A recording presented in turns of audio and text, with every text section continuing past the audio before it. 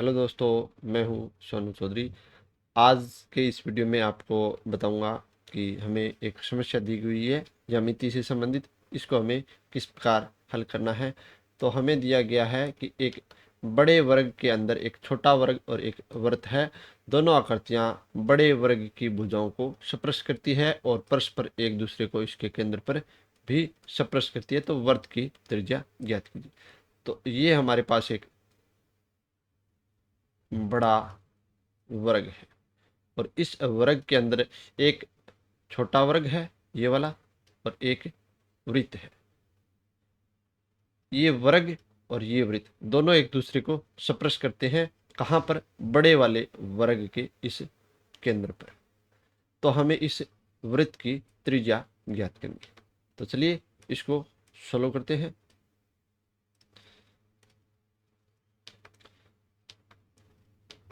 तो देखिए, मैं इस छोटे वाले वर्ग के इस कोने को इस कोने से मिला रहा हूं और ये हमारे छोटे वाले वर्ग का क्या हो गया? विकर्ण, जिसको मैं डी लिख रहा हूं।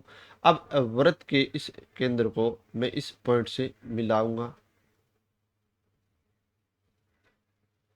तो ये हमारा क्या हो गया? ये लेंथ वृत्त की त्रिज्या।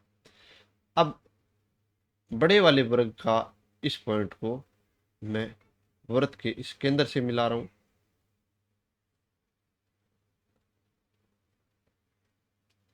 और इसकी लंबाई हमें पता नहीं है, तो मैं इसको x से लिख रहा हूं। तो अब आप देखेंगे कि ये जो लाइन जा रही है, ये क्या है? बड़े वाले वर्ग की विकर्ण है। अब ये वाला पॉइंट और ये वाला पॉइंट इस विकर्ण पर स्थित है। तो क्या ये वर्ग का जो वृत्त का जो केंद्र है, ये वाला भी इस वर्ग के विकर्ण पर स्थित है या नहीं? पहले हमें चेक करना होगा। यानी ये जो वर्ग का विकर्ण है, ये इस बिंदु से गुजर रहा है या नहीं? इस बिंदु से गुजर रहा है। क्यों? क्योंकि यहाँ पर बड़े वाले वर्ग का केंद्र है और केंद्र है वो हमेशा वर्ग के विकर्ण पर स्थित होता है। और ये बिंदु है, ये इसी वर्ग का एक पार्ट है और ये बिंदु भी इसी बड़े वाले वर्ग का एक पार्ट है। तो ये बिंदु और ये बिंदु तो इस विकर्ण पर स्थित होंगे। तो क्या ये वृत्त का जो केंद्र है, ये इस बड़े वाले वर्ग के विकर्ण पर स्थित है या नहीं? तो चलिए इसको पहले चेकआउट करते हैं। कैसे चेकआउट करेंगे? निर्देशांक ज्यामिति की सहायता से, एक्स अक्ष और वाई अक्ष मानकर।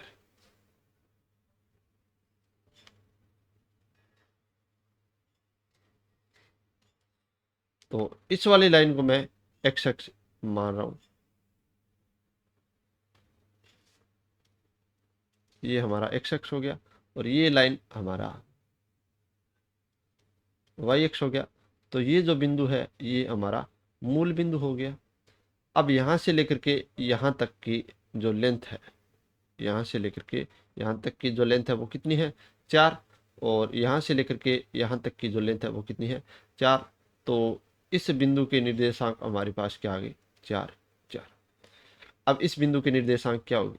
तो देखिए, यहाँ से वाई एक्स से लेकर के यहाँ तक, यानी यहाँ से लेकर के यहाँ तक की जो लेंथ है वो कितनी है? 2। और यहाँ से लेकर के यहाँ तक देखिए इसके बराबर होगी। तो इसकी लेंथ भी कितनी है? 2। तो इस बिंदु के निर्देशांक कितने हैं? 2 2। और इस बिंदु के निर्देशांक कितने हैं? 0 0। तो देखिए, विकर्ण के जो निर्देशांक है, यानी एक्स अक्ष और वाई अक्ष के मान क्या रहे हैं? समान आ रहे हैं। 0 0 2 2 और 4 4।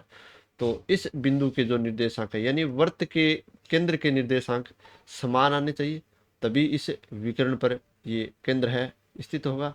तो चलिए निकालते हैं। तो जब केंद्र को यहाँ वाई अक्ष से मिलाया जाता है तो इसकी लेंथ आती है r, और केंद्र को x अक्ष से मिलाया जाता है तो इसकी लेंथ आती है r। यानी इसके निर्देशांक क्या है? r r बराबर है।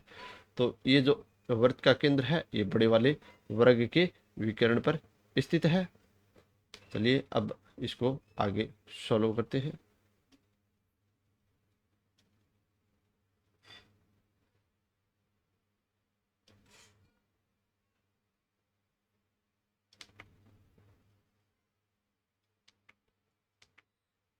हम छोटे वाले वर्ग को लेते हैं। तो ये हमारा छोटा वर्ग है, ये छोटे वर्ग का समकोण है, और ये वाली जो लेंथ है ये कितनी है, 2। तो समकोण के सामने वाली भुजा क्या होती है, कर्ण। तो ये डी हमारा इस समकोण त्रिभुज में कर्ण हो गया, और वर्ग का हमारा क्या है, विकर्ण है। तो डी स्क्वायर का मान किसके बराबर होगा, डी स्क्वायर बराबर 2 स्क्वायर प्लस 2 स्क्वायर, क्योंकि ये वाली भुजा 2 है और ये वाली भुजा भी 2। तो डी स्क्वायर बराबर हो जाएगा 4 प्लस 4, तो डी स्क्वायर बराबर 8। अब हम क्या करेंगे, वर्गमूल। तो वर्गमूल करेंगे तो डी के मान हमारे पास 2 आएंगे। एक डी1 का मान कितना आएगा, √8, और दूसरा डी2 हमारे पास क्या आएगा, माइनस का √8। अब ये वाला जो मान है ये हम नहीं लेंगे। क्यों नहीं लेंगे, क्योंकि लेंथ कभी नेगेटिव नहीं हो सकती, तो ये वाला मान हम नहीं लेंगे, यानी डी1 का मान कितना है, √8। अब ये वर्त के केंद्र से लेकर के यहाँ तक लेंथ डी है, और केंद्र से लेकर के यहाँ तक लेंथ x प्लस आर है, x प्लस आर, ये दोनों इक्वल है, यानी d का जो मान है वो x प्लस आर के इक्वल है। और d का मान हमने अभी ज्ञात किया है, कितना है, √8 बराबर x प्लस आर। तो हमारे पास r का जो मान है, या हम x का मान निकालें, तो x का मान निकालेंगे तो दोनों तरफ r घटा देंगे, तो r से r कट गया, तो √8 minus r equal to x, यानी x का मान है वो √8 माइनस r होगा। अब देखिए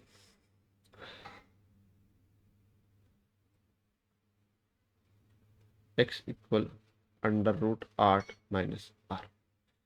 अब देखिए यहाँ से लेकर के यहाँ तक की लेंथ x है, तो इस x को हम ज्ञात कर लेंगे। कैसे ज्ञात करेंगे, तो इस केंद्र से मैं इस स्पर्श बिंदु को मिला, और यहाँ इस साइड भी मिला रहा हूँ, तो ये जो कोण प्राप्त होगा ये क्या होगा, समकोण प्राप्त होगा। अब समकोण कैसे प्राप्त होगा, तो ये देखिए क्वेश्चन में हमें दिया गया है कि वर्त को ये वर्ग की भुजा स्पर्श कर रही है, तो ये क्या हो गया, स्पर्श बिंदु हो गया वर्त का इस स्पर्श रेखा के साथ, और ये वर्त का केंद्र है, और वर्त की जो स्पर्श रेखा है वो त्रिज्या के साथ क्या होती है, लंबवत होती है। तो ये हमारी क्या है, वर्त की त्रिज्या, जिसकी लेंथ r, और ये कोण भी समकोण है, इसका मान भी r, ये कोण भी हमारा समकोण है, तो ये कोण भी क्या हमारा हो गया, समकोण हो गया। तो ये हमारा क्या बन गया, एक वर्ग बन गया। अब इस वर्ग में हम देखेंगे कि ये लेंथ r है, तो ये लेंथ भी r हो गई, और ये लेंथ भी r हो गई। तो अब ये हमारे पास एक समकोण त्रिभुज बन गया, यानी x का जो मान है r² प्लस r² के इक्वल होगा। तो चलिए सॉल्व करते हैं।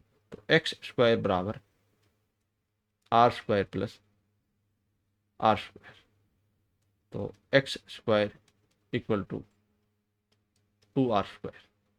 तो क्या करेंगे, वर्गमूल। अब वर्गमूल करेंगे तो x के मान हमारे पास 2 आएंगे, या इसको हम पहले सॉल्व कर लेते हैं। x² का वर्गमूल करेंगे तो 2r²।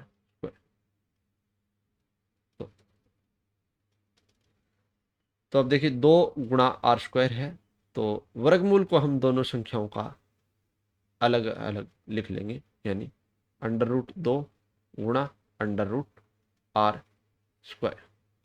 तो x के मान हमारे पास 2 आएंगे, x1 इक्वल टू √2r, और x2 equal to minus √2 into r।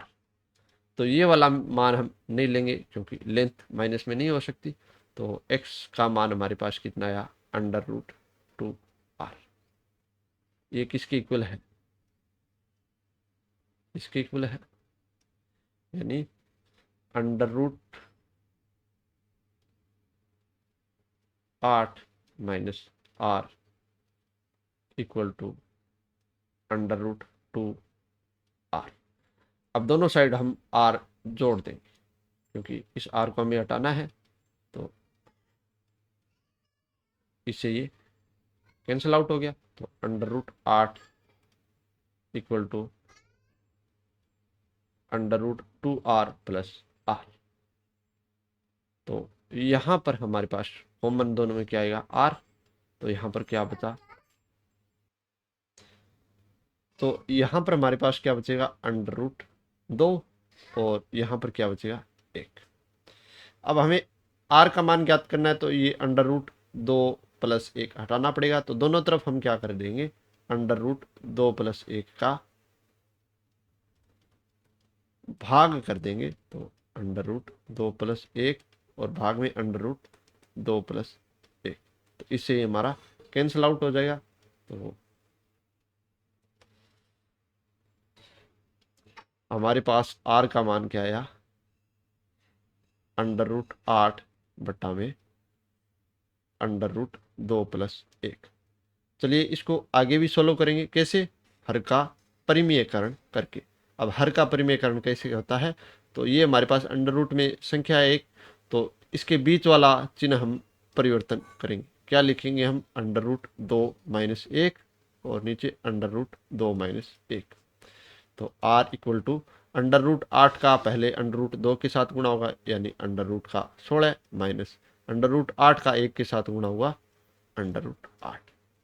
अब ये हमारे पास एक प्रोडक्ट है किस टाइप का, a प्लस बी इक्वल गुणा में a माइनस बी।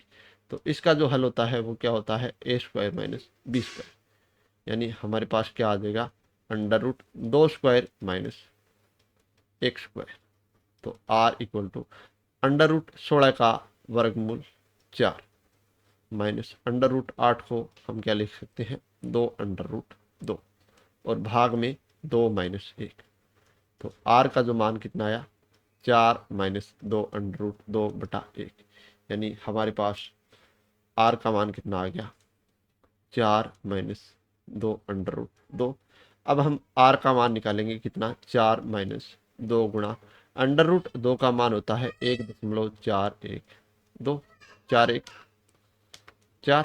तो r का मान कितना आएगा, 4 माइनस 2 8 2 8, घटाव करेंगे कितना आएगा, 2 7 1 1।